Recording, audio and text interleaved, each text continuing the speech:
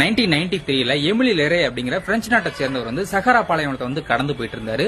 அவரோட குட்டி கார்ல எதிர்பாராத விதமா ஆக்சிடென்ட் ஆயிருது. அவரோட முன்பக்கம் வீல் வந்து உடஞ்சிருது.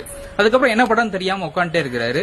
யாருமே வரமாட்டாங்க அந்த வழியில அவருக்கு தெரியும். நடந்து போயும் சஹரா பாலைவனத்தை கடக்க முடியாதுன்னு அவருக்கு தெரியும். அதுக்காக என்ன ஒரு திட்டம் வகுக்கிறாரு அப்படின்னா, அவரோட 4 சக்கர வாகனத்தை 2 சக்கர வாகனமா மாத்தலாம், அதாவது பைக்கா மாத்தலாம் அப்படி சொல்லி முடிவு பண்றாரு. அதுக்காக ஒரு திட்டமும் தீட்டுறாரு.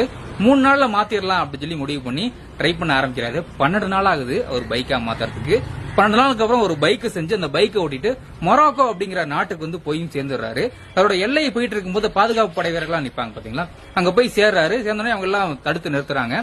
நிறுத்திட்டு யார் நீங்க எங்க இருந்து வந்திருக்கீங்க, ரெஜிஸ்ட்ரேஷனே பண்ணாத ஒரு வெஹிக்கிள் வந்து ஓட்டிட்டு வரீங்க அப்படின்னு சொல்லி அவருக்கு ஃபைன் போட்டிருக்காங்க. அதுக்கப்புறம் தான் தெரிஞ்சிருக்குது அவர் வந்து காரை பைக்கா மாத்திருக்காருன்னு சொல்லி. இந்த விஷயம் உலக நாடுகள்லாம் தெரிஞ்சதுக்கு அப்புறம் மெக்கயர் அப்படிங்கிற அவார்டையும் அவர் கொடுக்குறாங்க.